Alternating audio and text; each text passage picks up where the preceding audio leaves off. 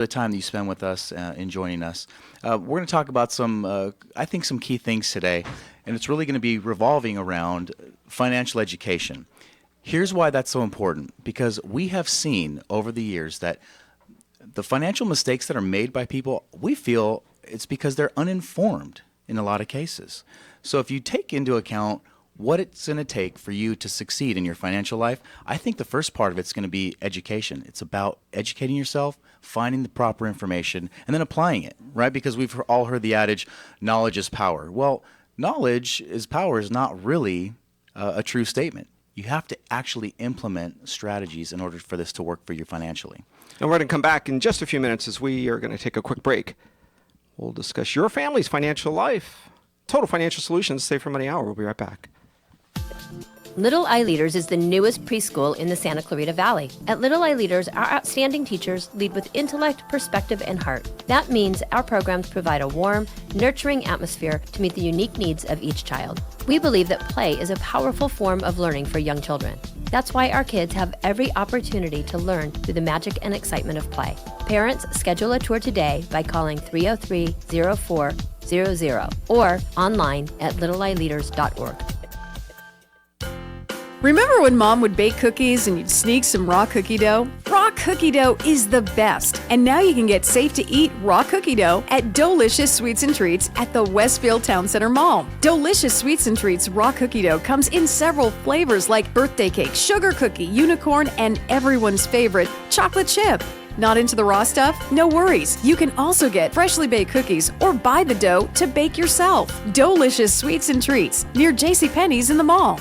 First impressions say it all. Choosing the right makeup is critical to that first impression and keeping your skin looking young and healthy. That's why Santa Clarita's Jen Girard created Gerard Cosmetics. Inspired by women of all ages who gravitate toward classic and timeless beauty with a modern twist, Gerard Cosmetics. Superb quality and pigmentation, along with lip glosses and lipsticks in colors for everyone. The internationally acclaimed Gerard Cosmetics. Discover your new look at GerardCosmetics.com.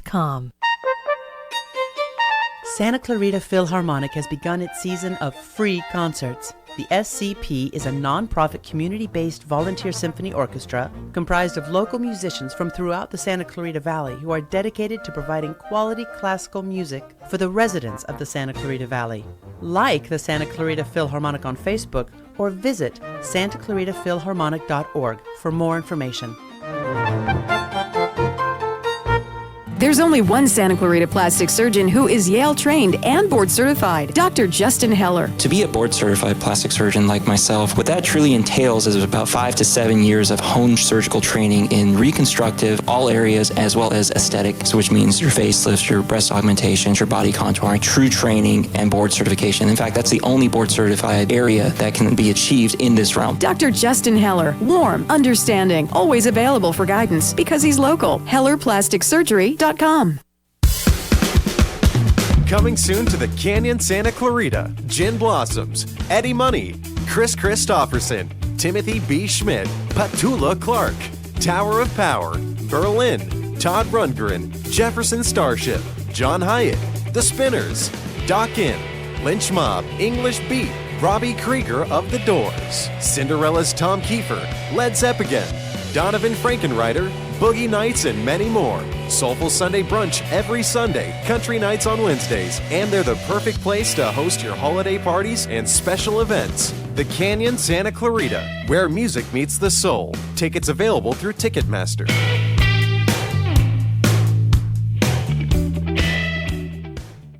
When you're looking for a midnight snack, sometimes fast food just doesn't cut it. Formerly Donut Inn, California Bakery and Cafe is now open 24/7, so you'll be able to find fresh donuts, danishes, bagels, all-natural fruit juices, gourmet sandwiches, and much more at any hour. With elaborate cakes for any occasion, including weddings, baptisms, anniversaries, corporate events, or any special event. California Bakery and Cafe in Santa Clarita is open 24 hours to satisfy any craving, anytime. Call us, 255-1254. Your hometown station, KHTS.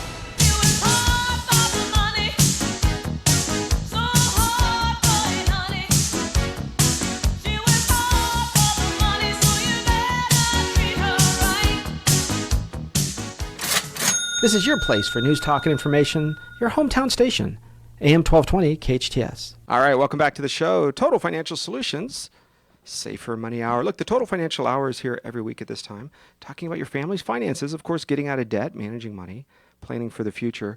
We're getting into a few things. Look, most of you have had some level of financial education, right? What does that mean? It means that somebody somewhere said, this is how you fill out a check. This is how you deposit money in a bank. This is how you sit down and you go through a process of making money, cashing a check at a bank. And that's the extent. Isn't it crazy? That is the absolute extent of financial literacy for people even up to and including bachelor's degrees at universities and folks that even MBAs will come and have some level that's advanced, certainly more than that, but not much more than that. Jeff, we have seen people come in, they're great at what they do, even CPAs and whatever the financial world they're in, but they're good at what they do. They're in that box. They know that really well. Maybe it's been years or decades since they took the test or classes that went beyond the basics, because sometimes you have to learn more than what you actually do on a daily basis. But then in that process, they didn't ever learn how to budget. They had no idea that budgeting and savings should be part of the same thing. And financial literacy is now up to you. Your family used to sit around at home and talk about whatever, the latest, greatest gossip. But today, you need to talk about financial stuff. Federal Reserve, what is it? Banks, insurance companies, oh my gosh. Look, whoever taught you what kind of car insurance to get? The car insurance guy that sells it?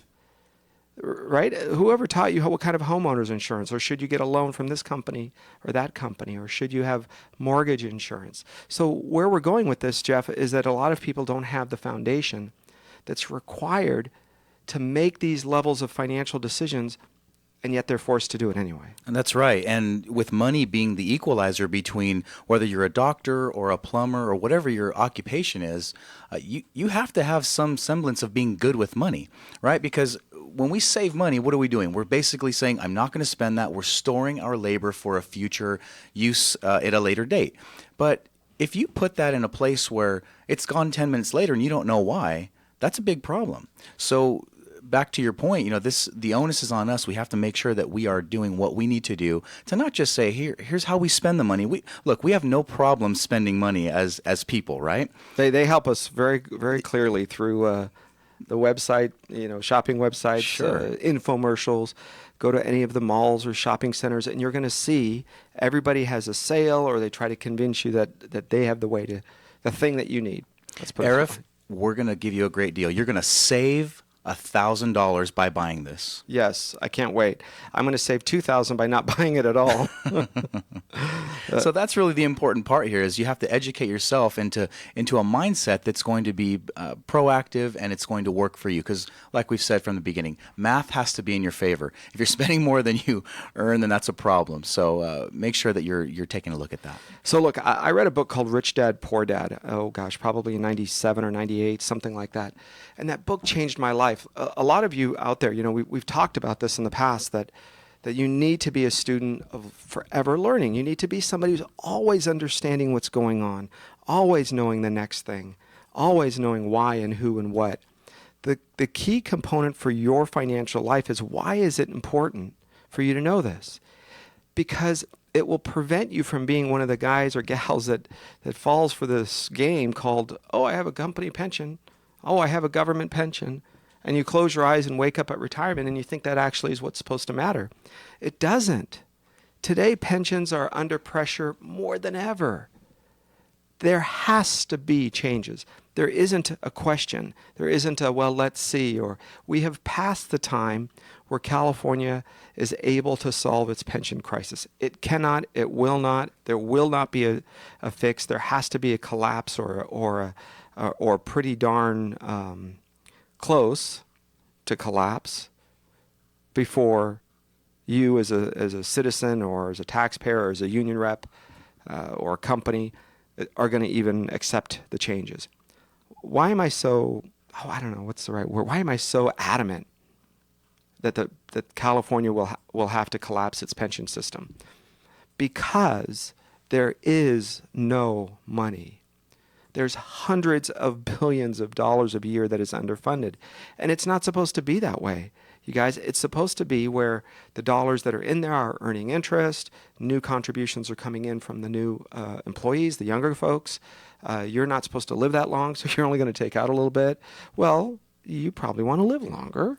And Right. the younger people probably don't want to put in a third of their paycheck just to keep this pension system alive. So somewhere there's this hiccup, and somebody has to pay for it.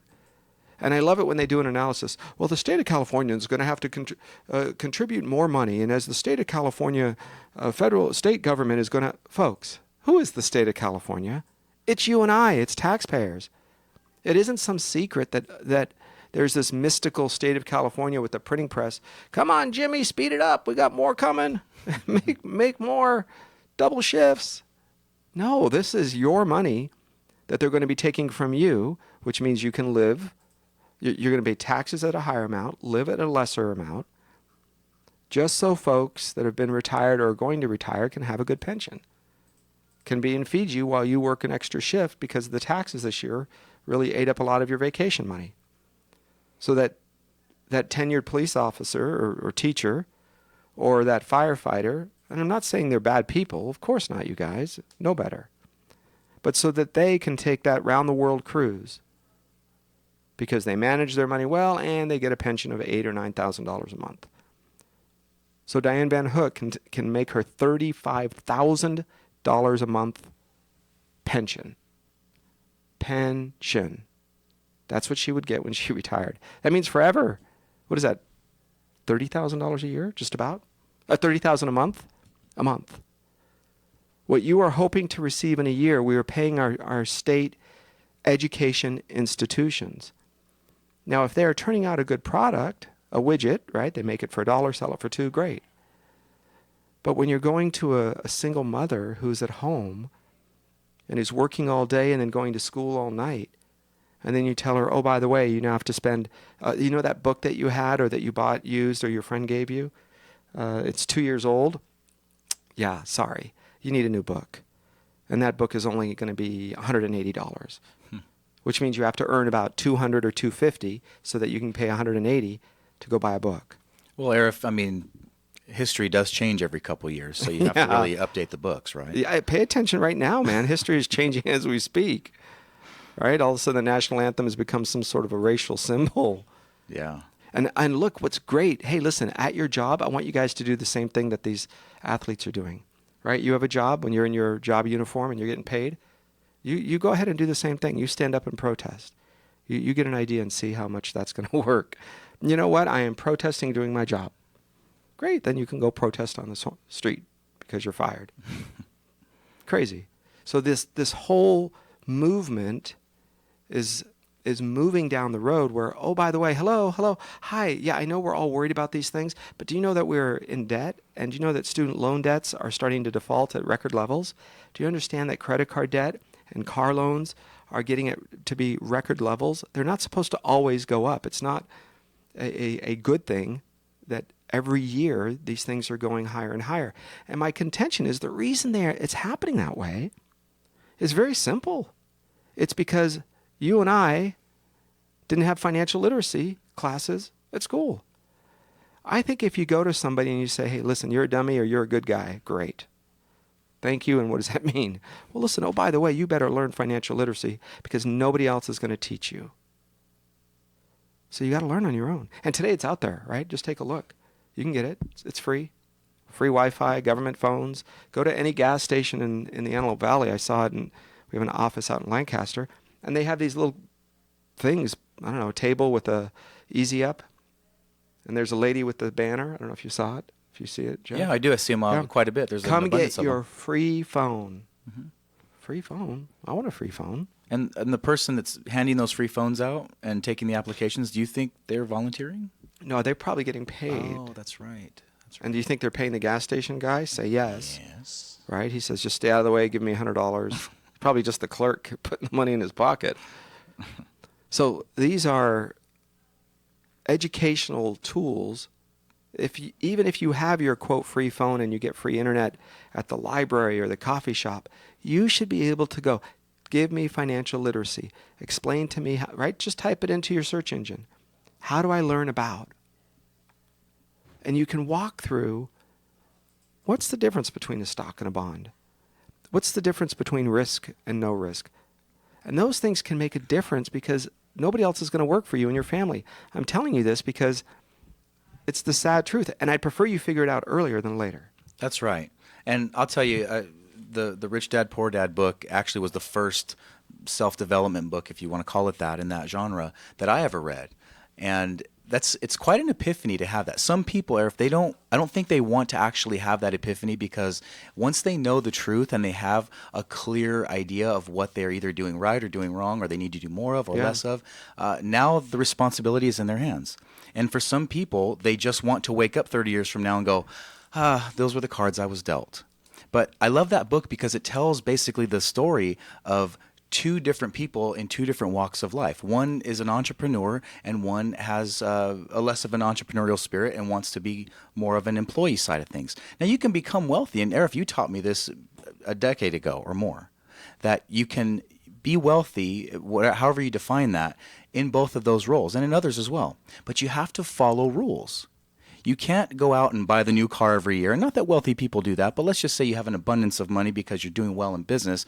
But over on the other side of the coin, if you are an employee and you have a fixed income and you get maybe some minor increases in your income or bonuses, you have to live according to that life, whatever you're able to produce financially. So you can still have a set of freedom in retirement and have choices, but you just might have different choices when you get there. But I guess the point is you have to follow the rules, because there are people out there that are living like Rockefeller, right? When you look at their Instagram and their Facebook and whatever other social media, and they've got stacks of money and these really lavish cars and outfits. But I mean, I bet they're making a few bucks over minimum wage if you really peeled back the layers. So don't fall for that is really the message with that. We see that. I'm sure there's some sort of a term for it, with Facebook and the social media world kind of making some changes, Instagram, et cetera, where you could say, people that live beyond their means. I know there was a word for it where people always are showing themselves happy. And there's some sort of a thing where, sometimes they're just not that happy, but they want the world to think of them as always happy. Sure. Well, it's the same thing with the window dressing that occurs financially speaking. And you think, gosh, I must be less than. Look, today they're doing it with a lot of women, the body image issues, right? They're putting real normal size everyday women, which are thin and not so thin and chubby and not so chubby and all that stuff. And they're putting them on TV as normal role models so that young ladies and other ladies, older ladies, can see it as, hey, this is okay. It's okay to accept who I am. Well, you have to take that next step financially and not say, oh my gosh, that guy across the street is buying his third new car since we've lived in this house. Yeah. Or it seems like they're always going on vacation and spending money. I want to do that. And then people start walking down that road where they are no longer being able to afford it, so they have to pretend, and here comes credit card debt. Okay, there is a push here in the United States. It kind of happens every once in a while. With the world of social media and the internet, it seems like it's getting a little bit further now. But pay attention to the financial freedoms or financial equality. Freedom or equality. You can only have one of those. And you have to decide, because the more you have in one, the more it takes away from the other. In other words, if you have financial freedom, you have the ability, the option, the choice to not succeed. You realize that? Today in this world, you can actually choose to not succeed. Is that incredible or what? You can go out and make a choice and say, I am not going to finish college. I am not going to go for that promotion. And if you chose that, there are consequences. Good and bad. Maybe you're working less hours, but maybe you're not going to make as much money. But if you're going to choose financial equality, which is what the far left today, the progressive left, is really pushing for, this socialized medicine world, this single payer system in healthcare, the idea that everybody should have this universal minimum wage. Have you heard Facebook guy talking about it? Is it Mark Zuckerberg? Where they're talking about this universal minimum wage, right? Well, that's exciting unless you are paying for it. Then you go, whoa, what do you mean? That guy gets to sit at home and he makes the regular. Do you realize what will happen? I mean, let's just think math for just a second. What happens is the wages If all of the wages go up to some minimum, guess what? Everything else just happens to be that much more expensive. That's right. We saw it with cars, with the solar rebate. We saw it with solar panels and the rebate. I remember I had them come out to my house for the solar panels when it first came out. And I can't remember the quote. I think it was like $15,000. And I said, well, okay, that's a lot of money. We can't afford that. But okay, thank you. And then like 3 years later, the state of California and the federal government is going to, it's a little two-bedroom house, two-bedroom, two-bath house in the mountains. The federal government is now going to allow these rebates to come in. In other words, they're going to take taxpayer money, so from Joe who doesn't have solar or who does, and they're going to give it to me to put solar on my roof. And I think it was, I don't know, $7,000 or $7,500. Guess how much the solar panels went up in cost? $7,500. Is that a shock? How can anybody who is not in this world believe that just, oh, well, it's just going to happen? So you have to realize it's math and logic. It isn't anything too much more tricky about the system. It's just math and logic. So where and why does this change come through? I think it comes through because it scares people to have you make a decision or a choice that I wouldn't approve of, which is, I don't want to get health insurance. You're 27, 29 years old. I'm not going to get health insurance. I'm healthy. I eat well. I work out. I don't smoke. I don't drink very much. I'm just going to walk. I walk. I don't want health insurance. What? How dare you choose that? And people do. And then off goes down the road of financial consequences. But people have to have the choice. Do they have the choice to be financially sane or not? Well, this is going back to that mindset of that socialist thinking where everything is going to be mandated. Look, we don't have the luxury of not having health insurance at this point. And if you start to look at that, that's writing on the wall, right? If we can pass this law, then we can pass another one. Hey, how about this? All the money that we've put into 401ks pre-tax, and that's helped people balance out some of their income tax brackets and their liabilities throughout the year. Guess what's on the table? Oh, to turn that rule away and turn that into you don't get to do that anymore. Everything's after tax because, oh, guess what happened? They need more tax money. So instead of giving you the choice to say, hey, we're going to let some people do pre-tax, some post, they're going to start mandating, or at least that's the talk right now, that we won't be able to save on a pre-tax basis. What do you think is going to happen? And what is that called? Rothification. We spoke about it a little bit, I think, last week. But what does that mean? Jeff has a great point, because as you're starting to push those monies that you put aside in your 401k, because you thought there was going to be a number of 400,000, 800,000, $1 million, when you have that money in that account with the rest of your retirement accounts and your income options, you have the choice to defer that at a later time. So why does that matter? Because 1/3 of our clients, it's a rough study, but about 1/3 are retiring outside of the state of California. It used to be, when I started 21 years ago, 1 out of 10 would retire outside of California, because this is the place that you came to be wealthy. This is the place you came for your family's financial dreams. We're going to go to California. That's the land of opportunity, the golden state. And people would come. Now, when you're a startup in Silicon Valley, you do just enough. You get to the place and then you relocate to Kansas, or to outside of Dallas, or to Sparks in Reno, Nevada, or outside of Las Vegas. Why? Or even Washington. You realize Washington State has no income tax. They have fairly high property tax, but no income tax. And they have a pretty good sized sales tax. In fact, if you live on the border of Washington, you live there, and people go on the other side to Portland, Oregon, or to Oregon on the other side of the border. And that's where they buy their expensive goods, the dishwashers, the washing machines, because there's no sales tax in Oregon. See the difference? Mm-hmm. So they get the best of one world and the best of the other. People have been doing this, liberal, progressive, right-wing, conservative, Democrat, Republican. They've been doing this because it's their own money for a long time. So what does Rothification do? It says you're going to be stuck in California or wherever for a while until you retire. And we know you're going to take this money and leave the state. So what we're going to do is we're going to tax it while you're still here. Because if you have $500,000 in your retirement account and you retire in another state, you can have a vacation home here, but if your residence is in another state, that is where you are taxed. Well, the federal government, and I'm sure the state of California has been snooping around at this, is doing something very serious, and that is they're working on trying to see if they can get that money taxed while you're still here. Mm-hmm. Stay tuned. That's a big change. That can come. Well, it's that, and it's all these other things that are coming down the pipe. So, I mean, the more we give up, and you're back to your point of financial freedom or equality, we're giving up so many things that we're going to run out of choices. And then people will start doing what? They're already fleeing high income tax states. What else are we going to see? If they can't get out of that, by staying in this country, they're probably going to migrate out of the country. Well, we had under the last president, President Obama, we had a 300% increase in people giving up U.S. citizenships. Did you know that? 300%. You don't see that under President Trump. At least I have not seen those statistics. I'm not saying one is better than the other in this comment. I'm saying that people with money, it's not the poor people that say, oh, I'm going to go back to my home country. Some of them are naturalized Americans and some of them are born here. And they give up U.S. citizenship because they said that for them it was the best way to go. We had a 300% increase. We were covering it on this show. If you go back and archive it, you'll see it.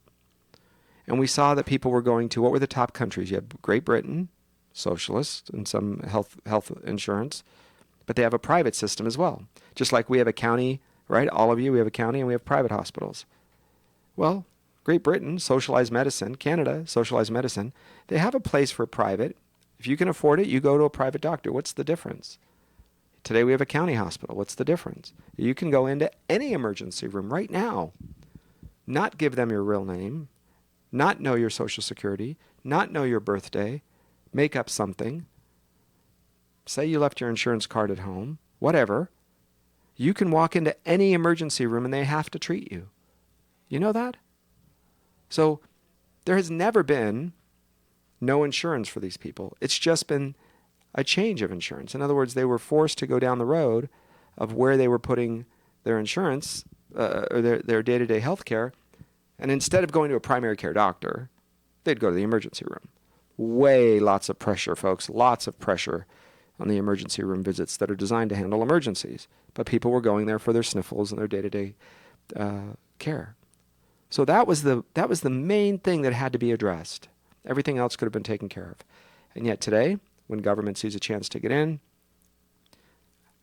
they put their hand on stuff. Although they said the other day, $600 billion or something. California is going to be losing $600. How about you just say that you already took it?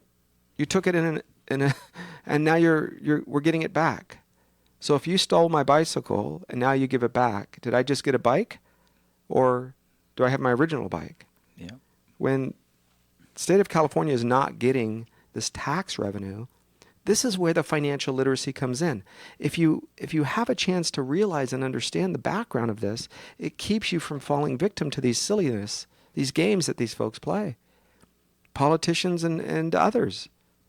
So keep in mind the objective is to have financial literacy. When we come back, we're going to get into funeral insurance. Have you been approached by somebody for that? Burial insurance, it's also called final expense insurance. So you might have heard of it in a couple different ways. We'll be right back in just a second as we continue with the Total Financial Hour. This is Arif Halaby. I'm Arif Halaby, and this is Jeff Girard on the Total Financial Hour, your hometown station, KHTS. Each year, the Santa Clarita Valley Boy Scouts of America honors leaders of character in our community. This year, the Scouts have joined with the Santa Clarita Valley Veterans Services Collaborative to salute our veterans of character. A gala event will be held at the Ronald Reagan Presidential Library on November 11th. Admission to the library and Titanic exhibit will begin at 3 p.m., followed by dinner and program at 6:30 p.m. For more information, call 661-284-6330. Views and opinions expressed by Santa Clarita Veterans Services Collaborative are not necessarily shared by the Ronald Reagan Presidential Foundation and Institute. Santa Clarita Philharmonic has begun its season of free concerts. The SCP is a non-profit community-based volunteer symphony orchestra comprised of local musicians from throughout the Santa Clarita Valley who are dedicated to providing quality classical music for the residents of the Santa Clarita Valley. Like the Santa Clarita Philharmonic on Facebook or visit santaclaritaphilharmonic.org for more information.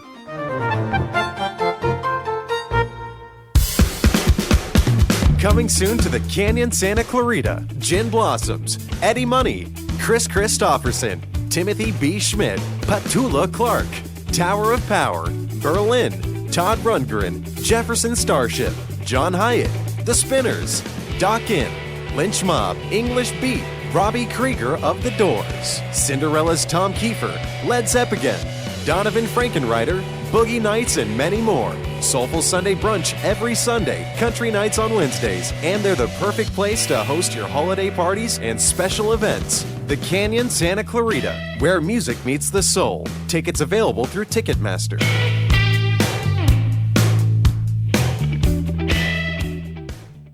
When you're looking for a midnight snack, sometimes fast food just doesn't cut it. Formerly Donut Inn, California Bakery and Cafe is now open 24/7, so you'll be able to find fresh donuts, danishes, bagels, all-natural fruit juices, gourmet sandwiches, and much more at any hour. With elaborate cakes for any occasion, including weddings, baptisms, anniversaries, corporate events, or any special event. California Bakery and Cafe in Santa Clarita is open 24 hours to satisfy any craving, anytime. Call us, 255-1254. Finding the right lawyer can be a challenge, but in Santa Clarita, there's no need to search when there's Hacker Law Group, Santa Clarita's premier litigation firm. Jeffrey Hacker has represented celebrities, financial institutions, accident victims, real estate developers, realtors, contractors, businesses, nonprofit organizations, and other individuals and companies with their legal challenges. Mr. Hacker is one of Santa Clarita's leaders, consistently listed as one of our most influential. When everything is on the line and you need legal counseling, visit hackerlawgroup.com. Your hometown station.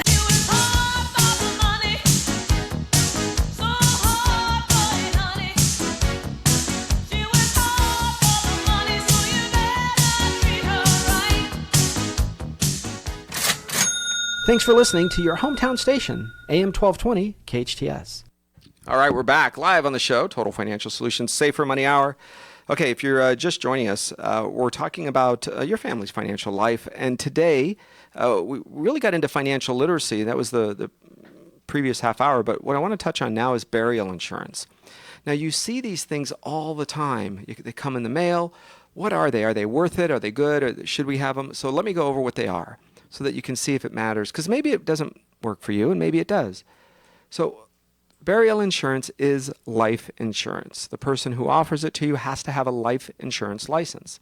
So simple enough, the person and or the company, usually both, have a life insurance license. Okay, clear enough? Fine. So what does it do? It is not normally just a regular pay for all my burial expenses, tough luck, whatever it is, it is. It's usually a dollar figure.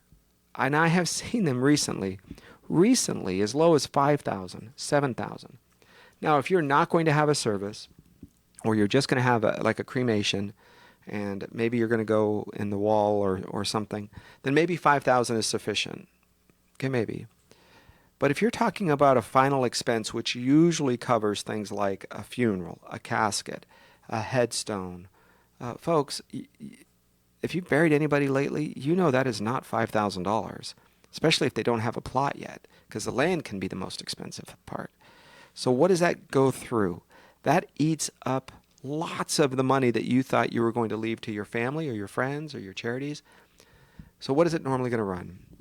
I think if you have $20,000 to $25,000 of final expense insurance, you're going to have enough. Unless there is an ambulance ride or a health care, Jeff. That's right. Yeah, issue, we've seen that. Yeah, and that could add up to several thousands of dollars. And the other thing is, you want to have freedom. I think, at least that's what I look for, and that's what we offer our clients, is the freedom to make a choice at a certain time. Now, if you're dead, you don't have a lot of choices, right? But you have to make your choices ahead of time and say, what choices am I going to leave my family? Let's say I leave it up to them, and I just say, look, take care of my final expenses, whatever they are, and I leave $5,000, their choices are going to be pretty limited. But if I leave them a little bit more, then, we can see if we can carry out whatever we talked about. What does it cost to have Led Zeppelin play at my funeral? I don't know. Let's find that out. Is that something I can do? I thought you were more of like a Journey guy. I'll take either of them. Both? We have a great Journey band here in Santa Clarita that plays in Central Park and the concerts in the park. I bet they'd do it for $25,000. All right. I'm in, you guys. My funeral will be at Central Park. The other thing is, Arif, and I think you're going to touch on this here in a second, is Who gets the payout with some of these policies? Yeah, so part of what happens is you might have a particular insurance policy where it's automatically paid out to the funeral home. But what if you change funeral homes? What if you change your mind?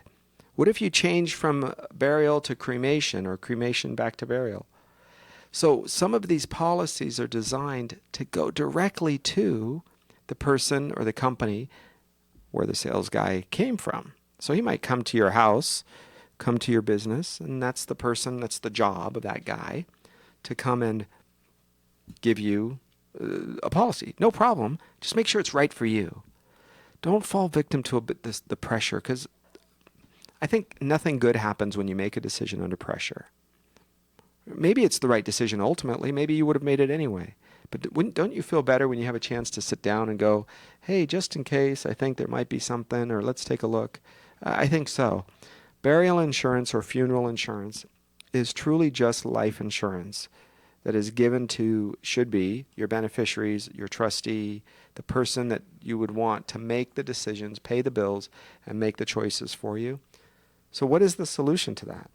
Well, I wanted to also touch on something else, that when it comes to the choices in companies and products that are out there, the folks that are selling these policies, and I won't say always or all the time, but very frequently have I encountered, because look, we know other people in our industry and in this type of business, being in that industry ourselves, and we get to see what some of the competition looks like, if you want to call it that. They have a bit of a limited range of products and companies that they can work with, and sometimes it's just one or two.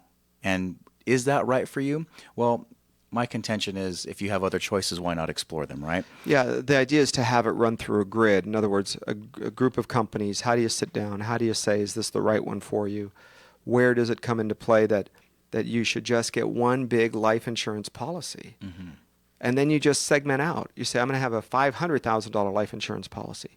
This amount goes to pay off the house. This goes to the charities. This goes to my kids. This pays the funeral, the ambulance ride, the last 3 days in ICU. Sure. Those are expensive things that have to be met. So how do you find those insurance policies? It's just a regular insurance. But here's where the solution, I think, comes in. If in your particular place, your family, you have a life insurance policy that you already have, then you can go in and decide, okay, guys, I want to keep this existing one, but now designate the money going off to somebody else. Set it off, send it to the funeral home, put in there like an irrevocable beneficiary if you have to, which means you cannot change this. It's going to the funeral home.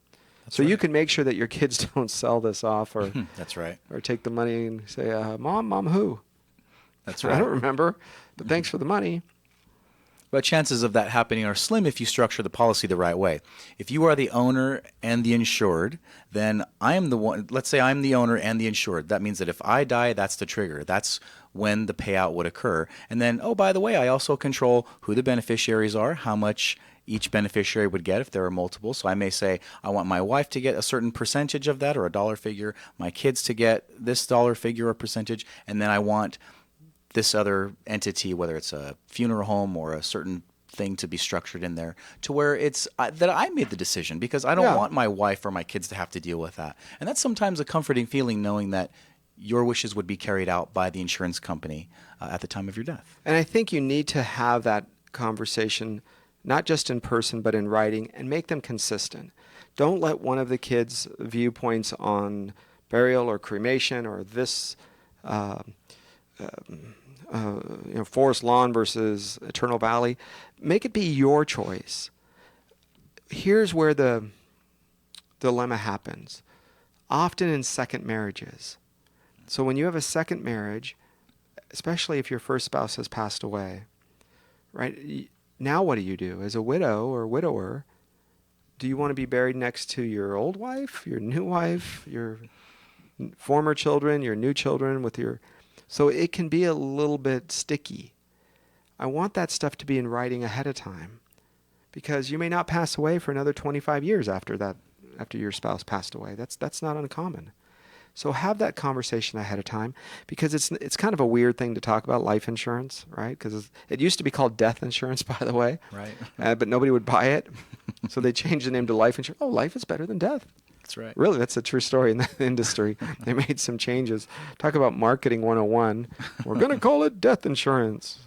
Get the signs made. We're ready. Wrap my car. Call Feathers. Hello. Why isn't anybody?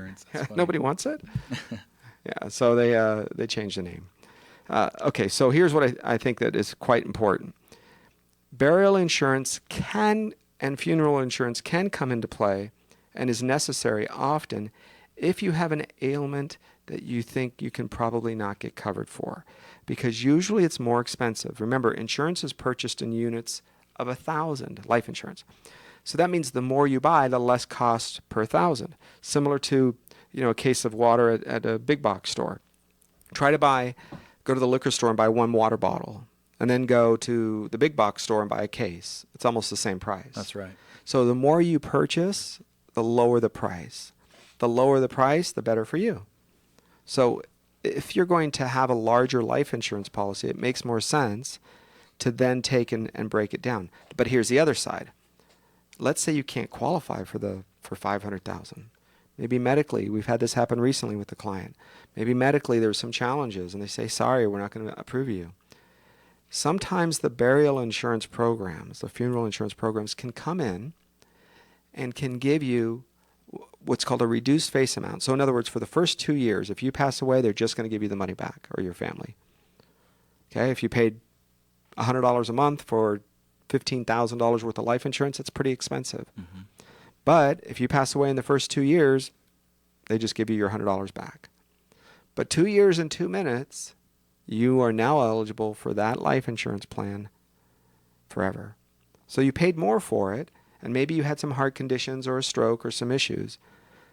But that's okay, because after a little bit, you're covered. So sometimes those plans give flexibility like that, and that's important to consider. Well, and the other part is, to go from one side to the other extremely, where you either qualify for the best insurance or you don't qualify, just know that you don't have to now relegate yourself to just the burial or funeral final expense folks that are out there. You can find what's called guaranteed issue policies that are out there, and you've probably seen infomercials or commercials or things on TV where the advertisements are saying, have you ever had a medical condition, or have you had this, that, or the other? And you start to say, yeah. And then you call that number because you say, okay, I can get a low face amount like Eric's talking about, 5, 10, 15,000. That'll cover my final expenses. I just fill out a questionnaire. They don't do a whole lot. Nothing invasive. That's sometimes a route people have to go because they know they don't qualify for those other fully underwritten policies. Yeah, and they'll say things like, no qualifications needed. We can never cancel you. We can never turn you down. Yeah. Remember, life insurance is a one-way contract. Right. Once you are approved in life insurance, it's why they ask everything about you, really. Once you're approved, it doesn't matter. You can have HIV the next month. You can have diagnosed with cancer in 6 months. It doesn't matter. The pretty bad or serious issues that you might have, once you are approved, they cannot turn you down as long as you make the payment. So you want companies that have guarantees. I like life insurance companies that have minimum guarantees, meaning you have at least a company that's going to guarantee you for, if you have a 20-year plan, it's a 20-year policy. If you have a 30-year plan, it's a 30-year policy. That means it's guaranteed. The cost will not increase for 30 years, and the coverage or the life insurance doesn't decrease for 30 years. Okay, so those are pretty important things. As long as you make the payment, it doesn't matter how old you are or what ailments you get between now and then, you're covered and your family is taken care of. That matters a lot when you are trying to build a financial plan. When do I think you should have life insurance as part of your financial life? Really, folks, I think when you're young. When you're trying to build up your savings, we rent a bag of money called life insurance. Usually term insurance is a better way to go if you want lots of insurance at an inexpensive price. Rent lots of insurance, build up your savings. Retirement accounts, 401k or 457, wherever you receive a match. Start building up those savings. And then now 20 or 30 years down the road, maybe you don't need as much insurance. Right? You have multiple strategies. If rental property is part of your investment strategies, or stock, bond, mutual fund stuff, or fixed annuities, things that start to kind of give you a very good sense that you can weather any kind of financial storm. That's what it's all about. Well, here's what I would say now, Arif. I'm 40 years old. I don't plan on dying at age 70. I love that. So why would I buy a 30-year term policy? Well, I'll tell you what. You tell that to the 3 people that died this morning in car accidents. Yeah. If they planned on leaving this morning, passing away on their way to work, whether the one on the motorcycle or the others in the car. Yeah. So these are time frames that you have to have in your life that you're considering not being in a position to where the oops happens and you're stuck.